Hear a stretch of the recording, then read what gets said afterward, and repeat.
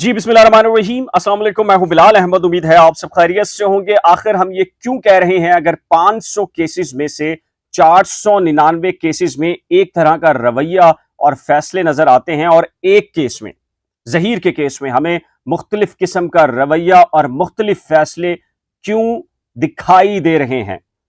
कल हम गलत बयानी कर रहे थे, जरा दिल थाम कर कुछ ये तस्वीर जरा देख लीजिए और ये फैसला देख लीजिए। ये पिछले सालों का नहीं है, ये कल का फैसला है। ये सिंध हाई कोर्ट का फैसला है, जहां, जी हां, सिंध हाई कोर्ट ने 13 साल की बच्ची को, जी हां, कल 13 साल की बच्ची को उसके शौहर के साथ भेजने का हुक्म दिया है। हम जिम्मेदारी का मुजाहरा करेंगे, बच्ची का नाम और उसकी तस्वीर नहीं देंगे, लेकिन हम आपको बताएंगे जरूर कौन सा बेंच था, कौन से जज साहिबान थे। और हां, अली जाफरी साहब के फाजिल दोस्त वही इस केस में पेरेंट्स की तरफ से थे। उनके सामने ही जस्टिस करीम खान आगा की सरबराही में 2 रुकनी बेंच ने तफ्तीशी अफसर से पूछा, बयान लिया, लड़की को कहा कि जाओ, जिसके साथ जाना चाहती हो जाओ। ना सिर्फ इतना कहा, बल्कि यह भी कहा कि पुलिस इस बच्ची को प्रोटेक्शन फराहम करेगी। जरा दिल थाम के जरा ये तफसीलात सुन लीजिएगा और ये डेट, तारीखें और सारे के सारे केसेस की जो डिटेल्स हैं वो आपकी स्क्रीन पर इस वक्त चला रहा हूं। फिर आप फैसला कीजिएगा कि हम गलत बयानी कर रहे हैं, हम सच कह रहे हैं, या हमारा मौकफ कल गलत था। फैसला आप पर छोड़ रहा हूं।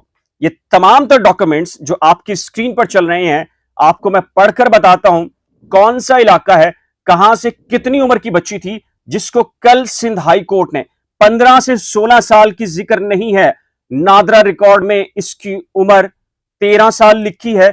और जज साहब ने, जो सेशन जज है, सेम जज हैं जो कि दूसरे केस को देख रहे हैं, उन्होंने अपने ऑर्डर में 15 साल लिखे, लेकिन सिंध हाई कोर्ट के 2 रुकनी बेंच ने इस लड़की को अपने शौहर के साथ जाने, ना सिर्फ जाने बल्कि प्रोटेक्शन का ऑर्डर दे दिया है। जी हां, यह कल का केस है और कल यह ऑर्डर हुआ है। जी हां, 6 सितंबर को यह पिटीशन फाइल हुई थी। 22 अगस्त को 22 अगस्त को हरासमेंट की ये पिटीशन दाखिल की और इसमें अली रजा लड़की का शौहर है, उसने और लड़की ने, मैं तमाम तर पिटीशन और पिटीशन का नंबर आपको बता रहा हूं जी, 4872/2022। अगर आप मजीद डिटेल ना जानना चाहते हैं तो सिंध हाई कोर्ट की वेबसाइट के ऊपर सीपी कॉन्स्टिट्यूशन पिटीशन नंबर की जगह अगर लिखेंगे तो आपको डिटेल मिल जाएगी और शायद नाम भी वहां से मिल जाए। 4872/2022। इसमें सिंध हुकूमत को फरीक बनाया गया, इसमें एसएसपी डिस्ट्रिक्ट ईस्ट को फरीक बनाया गया, इसमें एसएचओ कुरंगी को फरीक बनाया गया और इसमें एसआईयू सीनियर इन्वेस्टिगेशन ऑफिसर थाना कुरंगी को फरीक बनाया गया। इसके साथ ही खुर्रम जावेद साहब को फरीक बनाया गया, जो कि बच्ची के वालिद हैं। हम इनकी आइडेंटिटी, इनकी तस्वीर वगैरह कुछ शेयर नहीं करेंगे, ना ही हम इनका एड्रेस शेयर करेंगे, लेकिन आपके सामने कुछ डॉक्यूमेंट्स चलते हुए नजर आ रहे होंगे आपको और आप बहुत सारी चीजें इसमें जान लेंगे। क्या हुआ, जो होता है, एक लड़की ने शादी की, शादी के बाद वो अपने शौहर के साथ रहने लगी और उसके नतीजे में वालिद ने, वही जैसे हम बता रहे हैं कि 500 केसेस में यही होता है, वालिदैन ने एफआईआर दर्ज कराई और ह्यूमन ट्रैफिकिंग की, किडनैपिंग की और Sindh child restraint marriage act की दफात के तहत यह मुकदमा दर्ज हुआ। और सेम वकील हैं शेरवानी वाले साहब। जी हां, आपको ऑर्डर शीट भी नजर आ रही होगी और उनका शायद नाम भी आपको नजर आ जाए। इसमें अदालत ने जो 22 अगस्त को नोटिस जारी किए फ्रीकैन को और उनसे कहा कि आप बराह करम अदालत आकर अपना मौकफ पेश कीजिए। जी हां, आपको ये जो निकाहनामा है ये भी आपको नजर आ रहा होगा और तमाम तर जो डिटेल्स हैं ये भी आपको पता चल रही होंगी। तो मैं आपको पढ़ देता हूं जी, सेक्शंस पढ़ देता हूं जी, किन सेक्शंस के तहत यह मुकदमा दर्ज हुआ। 364 ते पे, 369 ते पे और 34 ते पे और फिर Sindh child restraint marriage act और इसके साथ ह्यूमन ट्रैफिकिंग की ये सेक्शंस लगाई गई थाना कुरंगी में। और चलिए मैं आपको बाहवाला रिपोर्ट नंबर 13 और बवक्त 28/7 यानी कि 28 जुलाई का यह वाकया है और आपको मजीद डिटेल्स भी बता देता हूं। थाना कुरंगी है, और इसमें एड्रेस छोड़ दीजिए, शनाख्ती कार्ड और दीगर डिटेल्स को छोड़ दीजिए। हम अपनी जिम्मेदारी पूरी कर रहे हैं और हम ये चीजों को बयान नहीं करेंगे, लेकिन हम मुकदमा नंबर बता रहे हैं आपको। अगर आप कुरंगी में रहते हैं तो जाकर देख लीजिएगा, 450/450/2022। क्या कहा वालिद ने, नाम छोड़ दीजिए, कहा कि फैमिली के साथ रिहाइश पजीर हूं, कुरंगी क्रीक अस्पताल में मुलाजमत करता हूं, सो एंड सो और फलां डेट के ऊपर पता चला कि बच्ची घर पे मौजूद नहीं है। तो देखा, सुबह उठे तो देखा रात को बच्ची घर पे मौजूद नहीं थी। तलाश की, मालूमात की तो पता चला कि लड़का है अली उर्फ वल्द जावेद, और अनस और अयान की मदद से मेरी बेटी को बहला फुसला कर जिना की नीयत से अगवा करके ले गए हैं। रिपोर्ट को आया हूं, कानूनी कार्रवाई बनती है। लिहाजा पुलिस ने, एएसआई अजहर खान है, उन्होंने तस्दीक कीजिए कि ये हमारे सामने आए थे और हमने इनका बयान कलमबंद करने के बाद रिपोर्ट यानी कि मुकदमा दर्ज कर लिया। अब आते हैं 6 सितंबर को एक प्रोग्रेस रिपोर्ट वो लेकर आए मुकदमे के तफ्तीशी अफसर साहब, और ये तफ्तीशी अफसर साहब मैं नाम पढ़ देता हूं, सैयद हसन हैदर जी, शोबे तफ्तीश, ये भी आपकी स्क्रीन पर मौजूद है।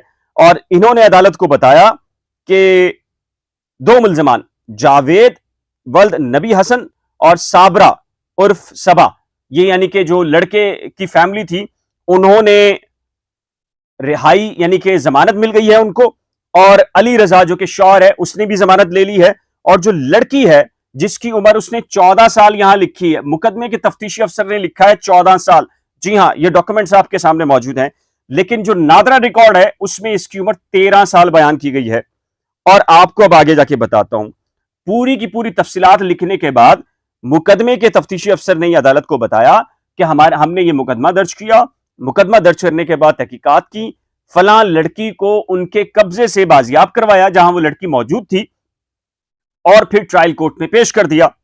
22 सुन लीजिए, 22 अगस्त को फाजिल दोस्त अली जाफरी साहब के, शेरवानी साहब और Mohammad Younus district public prosecutor, ये मुकदमा नंबर 450/2022 के अंदर थाना अल-फला, ये जनाब लेकर गए विक्टिम को, और इन्होंने बताया कि जी ये प्राइमा फिसाई जो केस है ये Sindh child restraint marriage act का बनता है। लिहाजा इस केस के अंदर जो सेक्शंस लगाई गए हैं उसके तहत यह मुकदमा दर्ज किया जाए और मामलात को आगे बढ़ाया जाए। अच्छा, अब आप सुन लीजिए जो आपके सामने जरा दिल थाम कर, जस्टिस करीम खान आगा के सरबराही में 2 रुकनी बेंच है जिसने कल इसकी समाअत की है। जी हां, कल का मतलब 6 सितंबर की बात कर रहा हूं मैं। 6 सितंबर को अदालत ने समाअत की तो रहमत अली रिंद साहब ये पेश हुए पिटिशनर्स यानी कि लड़की और लड़की के शौहर की जानिब से।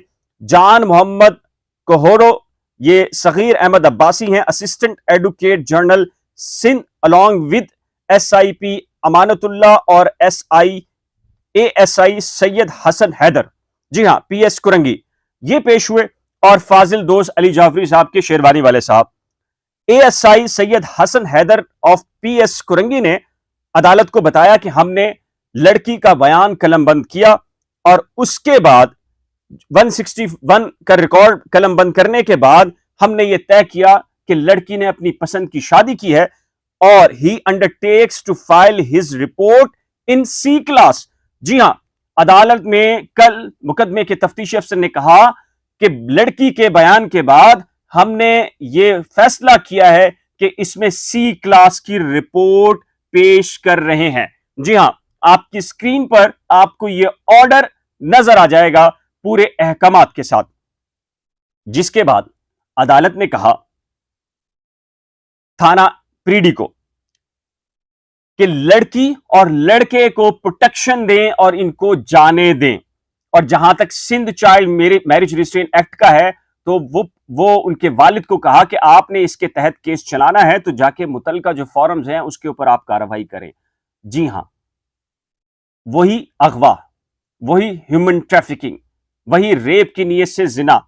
अब आपको समझ आ रहा होगा कि हम ये क्यों कह रहे हैं कि 500 केसेस के अंदर आप स्टडी करें तो आपको 499 केसेस में यह नजर आता है। और ये जो 500वां केस था, इसके अंदर भी यही होना था और हुआ था। लेकिन फिर आपने देखा कि व्हाट्सएप कॉल के ऊपर जैसे जेआईटी बनी थी पनामा के अंदर, वैसे ही मामला यहां भी बन गया और यहां पर भी मेडिकल बन गया। फिर जो कुछ भी हुआ, मैं अभी जिंदा हूं और मैंने देखना है और देखेंगे कि कैसे बच्ची को ले जा सकते हैं, ये सारे बयानात रिकॉर्ड का हिस्सा हैं। तो मेरा ख्याल है जो लोग महसूस कर रहे थे कि शायद इस केस के अंदर जो मैंने आपके सामने बयान किया है, इन्होंने भी यही कहा है कि इन्हें अपने पेरेंट्स से कारोकारी का खतरा है। शहरों के अंदर जदीद तरीके से कारोकारी होती है, गांव देहातों में मुख्तलिफ तरीका है कारोकारी करने का, यानी कि भागकर शादी करने पर लड़की को किस तरह कत्ल किया जाता है। शहरों में तरीक़ेकार शायद मुख्तलिफ है और देहातों में मुख्तलिफ है, और हमने बड़े केसेस देखे हैं। यूरोप से आई हुई बच्चियां पाकिस्तान के अंदर उनकी कारोकारी हो जाती है, और आपने 2 सगी बहनों का पंजाब का हवाला तो सुना होगा। बिल्कुल, क्या फैसला कीजिए, खुद फैसला कीजिए। हम ज़ाहिर है कि आपके सामने ये सारी की सारी तफसीलात रख सकते हैं। अब आप फैसला कीजिए कि हकीकत पर क्या मबनी है, क्या हो रहा है, क्या होना चाहिए। इससे आगे तो हम कुछ नहीं कह सकते। जो कुछ कहना है, करना है, अब आपका काम है। तो मुझे दीजिए इजाजत, लेकिन उससे पहले अपनी कीमती राय का इजहार नीचे दिए गए कमेंट सेक्शन में जरूर तहरीर कीजिएगा। अगर आपने करंट अफेयर्स विद बिलाल और नई खोज को अभी तक सब्सक्राइब नहीं किया तो बराए करम सब्सक्राइब, वीडियो को शेयर, लाइक और बेल आइकन को लाजम प्रेस कीजिएगा। खुदा हाफिज।